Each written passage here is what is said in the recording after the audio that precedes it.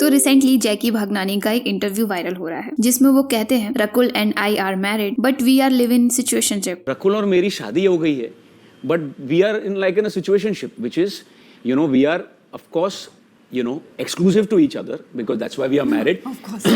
इसके बाद लोग क्वेश्चन करने लगे कि जैकी मैरिड होते हुए भी अपनी शादी को सिचुएशनशिप कैसे बोल सकते हैं, या फिर दोनों लोग सच में सिचुएशनशिप में हैं, या फिर जैकी ने गलती से इस वर्ड का यूज कर दिया। जैकी को इस शब्द का एग्जैक्ट मीनिंग नहीं पता है। जिसको नहीं पता है, सिचुएशनशिप का मीनिंग होता है कि आप एक रिलेशनशिप में हो बट आप फुल्ली कमिटेड नहीं हो। तो हुआ ये था कि Rakul and Jackie YouTube channel पर एक इंटरव्यू देते हैं जहाँ पर वो मॉडर्न रिलेशनशिप, मैरिज लाइफ से रिलेटेड डिस्कशन कर रहे थे। द इंटरव्यूअर सेड दैट आजकल जो जेनजीज हैं वो रिलेशनशिप को लेकर बहुत कंफ्यूज्ड रहते हैं। रिलेशनशिप में आने से पहले उनको सिचुएशनशिप ज्यादा बेटर लगती है। वो लोग शादियों से डरने लगे हैं, वो लोग शादी नहीं करना चाहते। इस पर जैकी का पॉइंट ऑफ व्यू था कि आजकल जेनजीज सिचुएशनशिप इसलिए चाहते हैं क्योंकि उनको बाउंड्रीज नहीं चाहिए किसी भी रिलेशनशिप में। एक्सपेक्टेशन का जो प्रेशर रहता है जेनजीज को वो पसंद नहीं है। उसके बाद जैकी का कहना था कि रकुल और मेरी शादी हो गई है but we are live in situationship. मैं रकुल के सामने कुछ भी बात कर सकता हूँ। अगर मेरी एक्स गर्लफ्रेंड का कॉल भी आता है तो मैं उसे स्पीकर पे रखकर बात करता हूँ। मेरी एक्स ऑकवर्ड हो जाती है लेकिन हम दोनों लोग बहुत कंफर्टेबल हैं because Rakul knows everything about me. तो मुझे रकुल से कुछ छुपाने की जरूरत ही नहीं पड़ती है।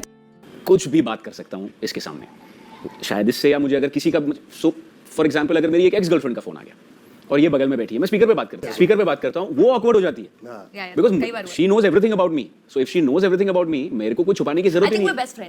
तो अगर छुपा नहीं रहा हूँ मैं तो मुझे वो घुटन नहीं। तो बेसिकली इस इंटरव्यू में जैकी एंड रकुल अपनी मैरिज को एक परफेक्ट मैरिज दिखाने की कोशिश कर रहे थे। उनकी लाइफ में ऐसा कुछ भी नहीं है जो चीजें उनको एक दूसरे से छुपानी पड़ जाए। इवन उन्होंने अपनी शादी से पहले जो बैचलर पार्टी की थी वो भी एक दूसरे के साथ की थी। जैकी को अगर बॉयज ट्रिप पर जाना होता है तो वो जा सकता है, उसके लिए रकुल उसको मना नहीं करती है या फिर साथ में आने को नहीं बोलती है। जैसा कि बाकी शादियों में रिस्ट्रिक्शन होते हैं वैसा उनकी शादी में नहीं है। तो मुझे वो घुटन नहीं फील हो रही। जैसे होता है ना, ये मीम्स चलते हैं शादी के बाद, ये वो, if today I tell her I want to go chill with my boys, she like, yeah गो।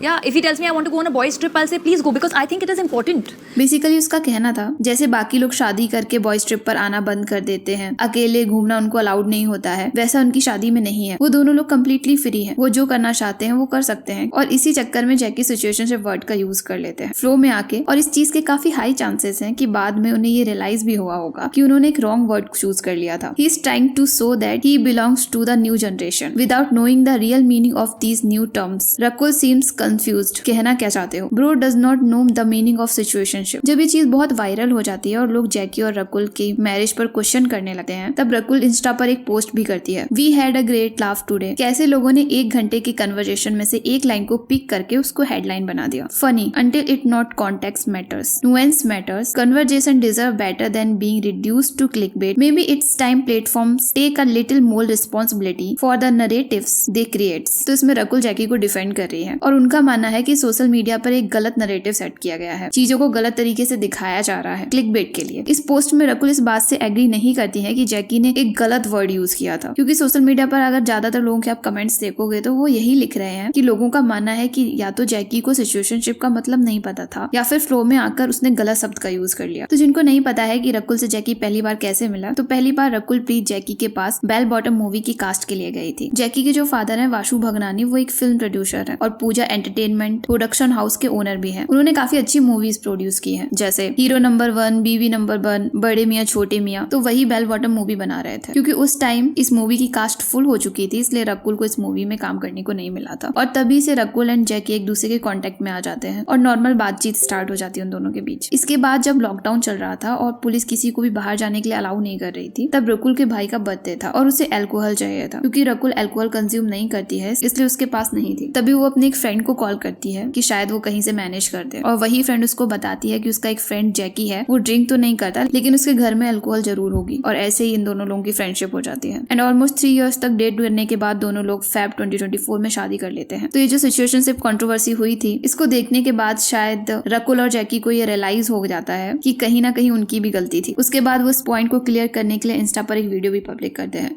कितने बार बोला है इसको दैट वी आर मिलेनियल्स, जेन ज़ी बनने की जरूरत नहीं है। बोला था ना? I am sorry. कर दिया ना तुमने। हाँ, लेकिन मैंने मतलब वैसे नहीं बोला था। Yeah, I know, but the world needs to know. But ठीक है, considering you guys are not stopping, we thought let us also have a laugh about it. So guys, what are you thinking about this whole controversy? Please share your thoughts in the comment section.